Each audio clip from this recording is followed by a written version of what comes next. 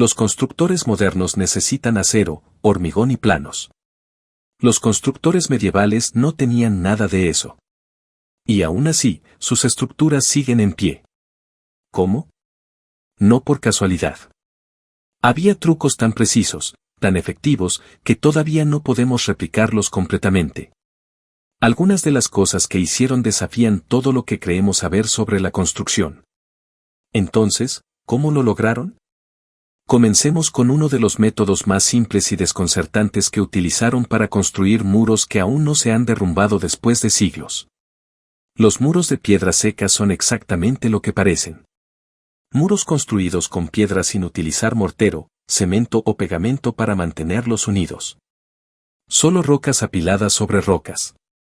Es como jugar al juego de Jenga más permanente del mundo, excepto que si te equivocas, tu oveja se escapa.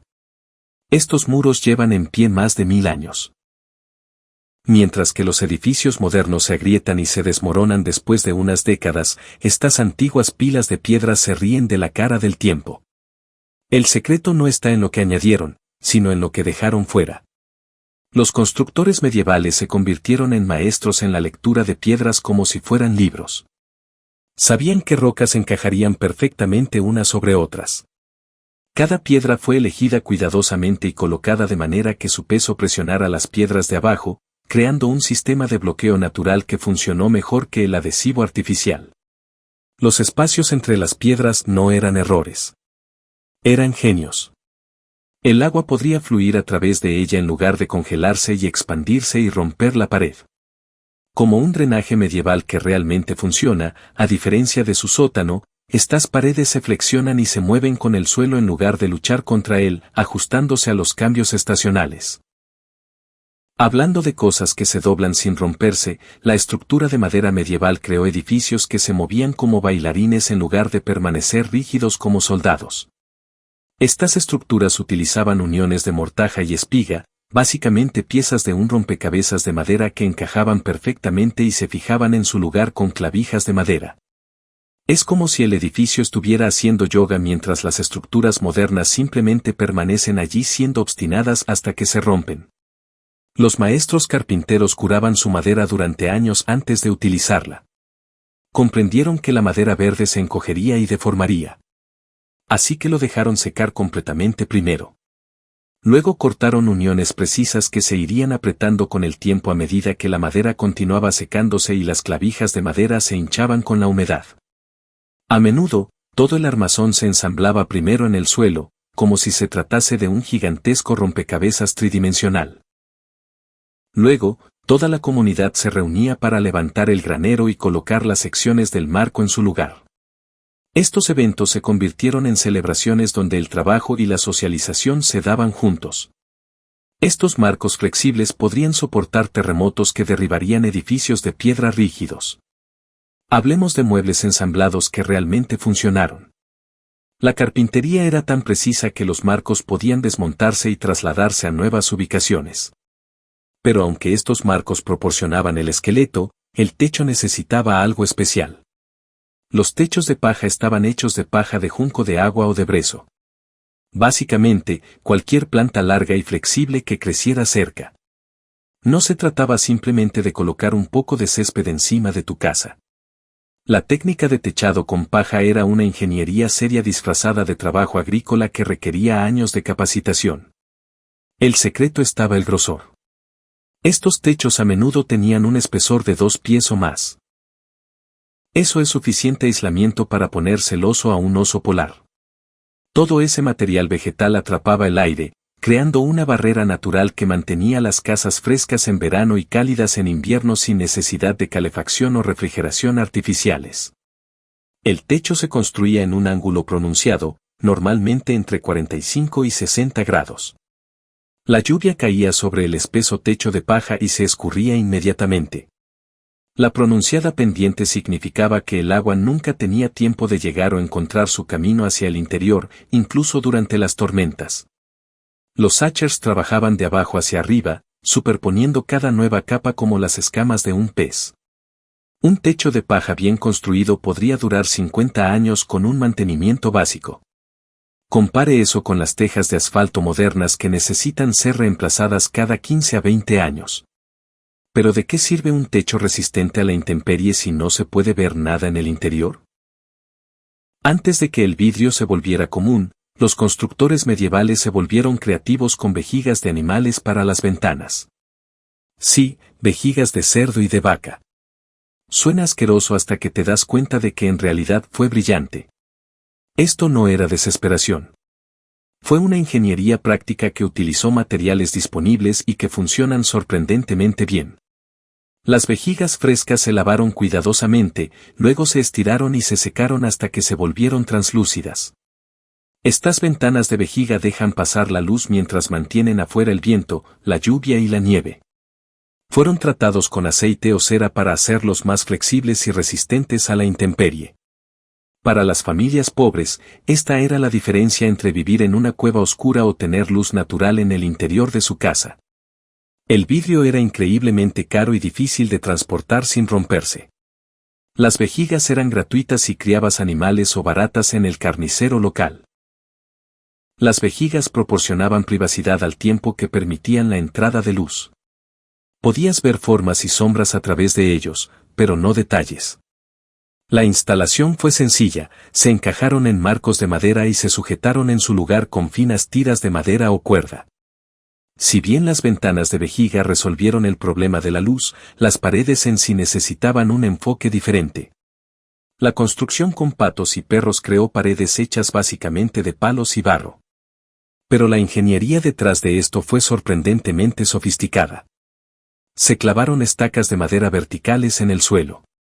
Luego se tejieron tiras de madera flexibles entre ellas, como si fueran cestas, para crear una base sólida.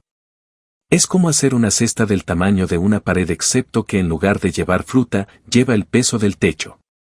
El dono era simplemente barro arrojado al azar. Los constructores medievales mezclaban arcilla, paja, estiércol animal y, a veces, crin de caballo hasta lograr una consistencia específica que se adhiriera correctamente y se secara dura.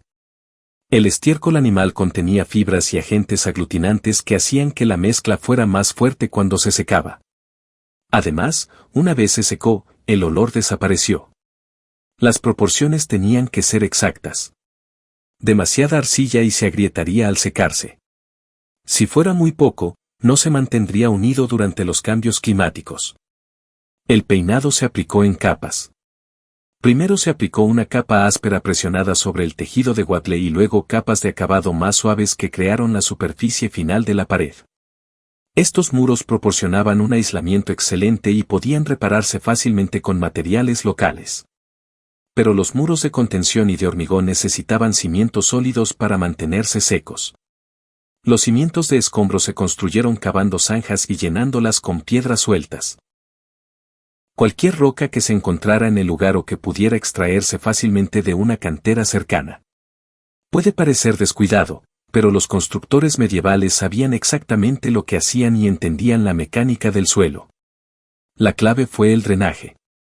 El agua estancada alrededor de los cimientos pudre la madera, disuelve el mortero y se congela agrietando la piedra. Los cimientos de escombros permiten que el agua fluya y se aleje en lugar de acumularse alrededor del edificio, donde podría causar daños estructurales. Estos constructores estaban esencialmente creando un drenaje francés gigante debajo de su casa, excepto que lo hicieron 500 años antes de que alguien lo llamara así. Primero se colocaron piedras más grandes, creando grandes canales de drenaje que podían soportar un fuerte flujo de agua. Piedras más pequeñas rellenaron los huecos, pero no completamente. El aire y el agua aún podrían circular a través del sistema de cimentación. Estos cimientos podían flexionarse y ajustarse a medida que el suelo se movía a través de ciclos de congelación y descongelación. La construcción no requirió herramientas especiales ni materiales importados. Cada zona tenía piedras adecuadas. Algunos edificios medievales aprovechaban los accidentes geográficos naturales para resultar confortables. Las casas protegidas por la tierra se construían parcialmente bajo tierra o excavadas directamente en las laderas de las colinas, aprovechando el control natural de la temperatura de la tierra. A 3 pies bajo tierra, el suelo mantiene una temperatura casi constante durante todo el año. Fresco en verano, cálido en invierno sin control climático artificial. Vivir bajo tierra puede sonar como la vida de un hobbit, pero en realidad era la versión medieval de la calefacción y refrigeración geotérmica.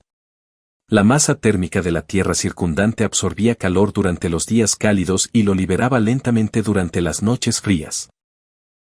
Esta amortiguación natural de la temperatura significó que los interiores se mantuvieran cómodos sin quemar combustible para calentar ni abrir todo a las brisas refrescantes. Las familias necesitaban mucha menos leña para calentarse, lo que era importante cuando se talaban los bosques para convertirlos en tierras de cultivo. Estas casas también eran a prueba de tormentas. La tierra brindaba una protección que ninguna estructura sobre el suelo podía igualar contra las inclemencias del tiempo. Muchas casas protegidas por la tierra se usaban para almacenar alimentos y también como espacio habitable.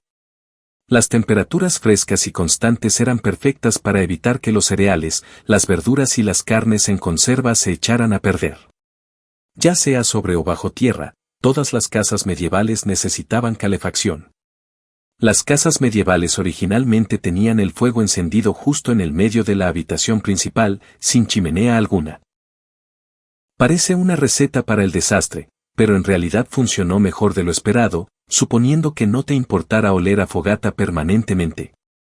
El hogar estaba situado en el centro de la habitación, sobre una plataforma de piedra. El humo se elevaba y se extendía por el techo antes de encontrar la salida a través de los agujeros del techo o los huecos de las paredes. La calefacción central era literal. El fuego calentó todo el espacio de manera uniforme en lugar de crear zonas. El humo hizo algo inesperado. Conserva las vigas de madera del techo.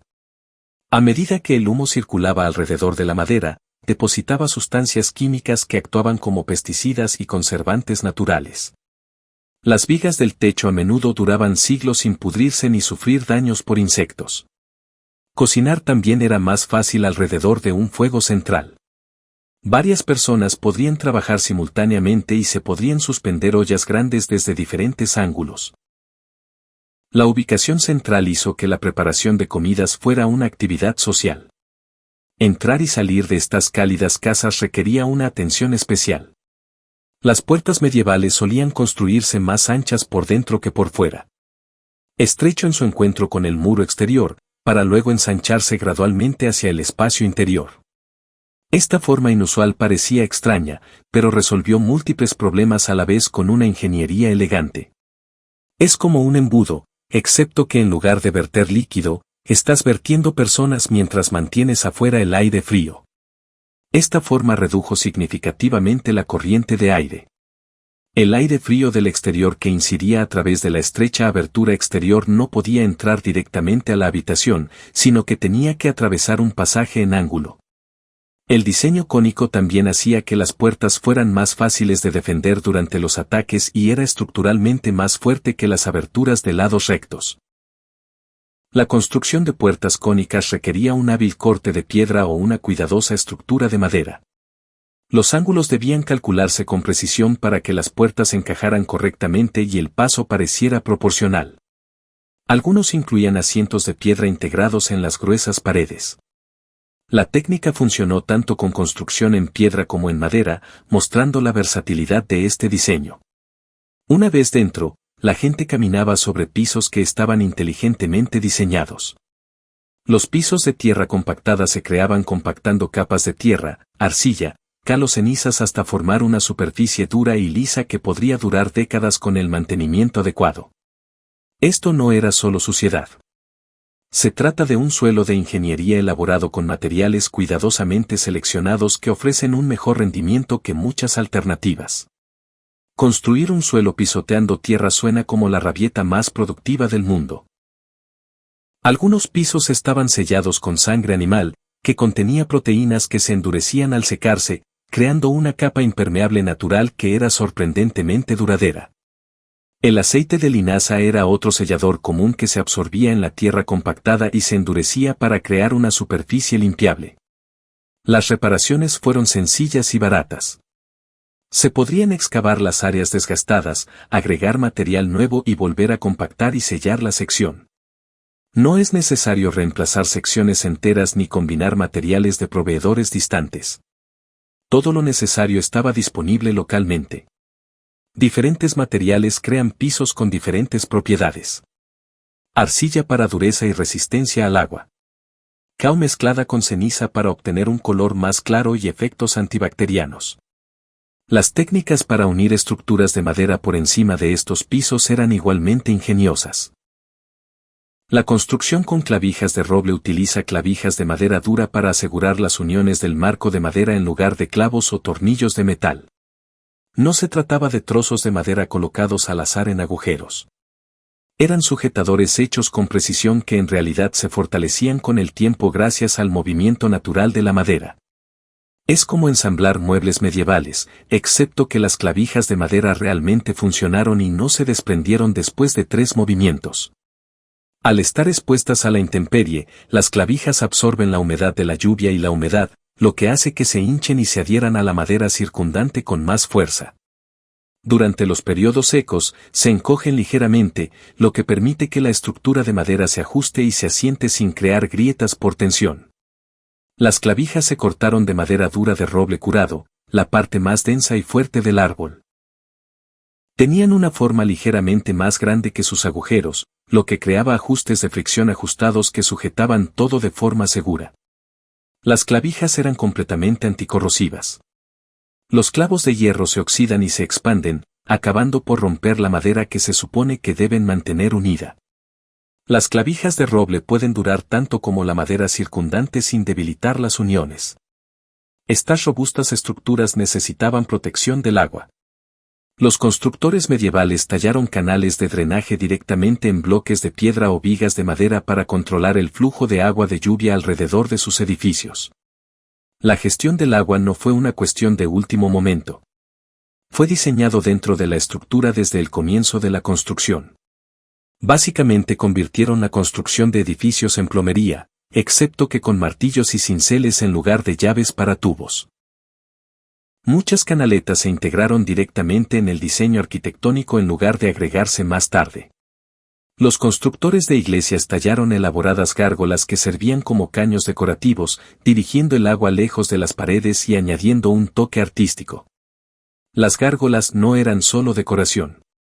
Eran ingeniería funcional disfrazada de arte. Las canaletas de madera se tallaban a partir de piezas individuales de madera resistente a la putrefacción y se sellaban con brea o alquitrán para impermeabilizarlas. El drenaje a nivel del suelo utiliza terreno inclinado, zanjas y canales de piedra para dirigir el agua lejos de los cimientos. Los sistemas funcionaban con la gravedad y el flujo natural del agua en lugar de luchar contra ellos, creando un drenaje sostenible que requería un mantenimiento mínimo. Los ángulos del techo que alimentaban estos sistemas de drenaje fueron calculados cuidadosamente.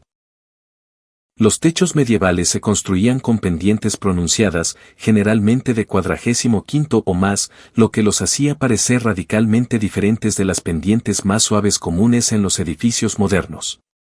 Esto no era solo por apariencia. Fue una ingeniería meteorológica seria basada en la experiencia. Fue como convertir tu techo en un tobogán de agua que la lluvia no pudo resistir. El ángulo pronunciado provocó que la lluvia golpeara el techo y comenzara a fluir inmediatamente hacia abajo en lugar de acumularse o empapar los materiales del techo. El agua se movía tan rápido que no tenía tiempo de encontrar pequeños huecos o abrirse paso a través de las capas protectoras. La nieve era aún más importante en los climas del norte de Europa. Los techos inclinados eliminan las cargas de nieve rápidamente, lo que evita acumulaciones peligrosas que podrían hacer colapsar la estructura del techo bajo un peso excesivo. El viento que golpeaba una superficie empinada se desviaba hacia arriba y sobre el edificio. La pronunciada pendiente también creó más espacio utilizable bajo el techo para áreas de almacenamiento o para dormir. Diferentes materiales de techado funcionaron mejor en diferentes ángulos. La paja necesitaba pendientes muy pronunciadas, mientras que las tejas se construían en ángulos moderados. Debajo de estos techos bien angulados, los constructores crearon espacios de almacenamiento perfectos. Los vendedores ambulantes utilizaban techos arqueados curvos hechos de piedra o ladrillo que distribuían el peso estructural de manera uniforme sin necesidad de vigas de soporte. La forma del arco era increíblemente fuerte, mucho más fuerte que los techos planos que requerían postes o vigas. Es como construir con bloques de piedra, excepto que si te equivocas, quedas enterrado en lugar de simplemente frustrado. Se colocó piedra o ladrillo sobre formas de madera temporales para crear la forma de arco perfecta. Una vez que el arco estuvo completo y el mortero se curó, se quitaron los encofrados de madera, dejando un techo completamente autoportante que podía soportar enormes cargas de peso. Estos vendedores mantuvieron temperaturas notablemente estables durante todo el año. La piedra gruesa absorbía el calor durante los periodos cálidos y lo liberaba durante los periodos fríos, creando un control climático natural que era perfecto para almacenar vino, granos y alimentos conservados. El diseño del arco también era resistente al fuego. Muchos vendedores medievales sobrevivieron a los incendios que consumieron por completo las estructuras de madera que se encontraban encima de ellos, protegiendo así los valiosos productos almacenados. Mientras los vendedores permanecieron frescos y oscuros, los espacios habitables de arriba necesitaron ayuda con la iluminación. Los techos encalados se pintaron de blanco o de colores claros para reflejar y amplificar la luz disponible en el interior. Antes de la iluminación eléctrica, maximizar la luz natural era crucial para actividades diarias como cocinar, coser, leer y cualquier té.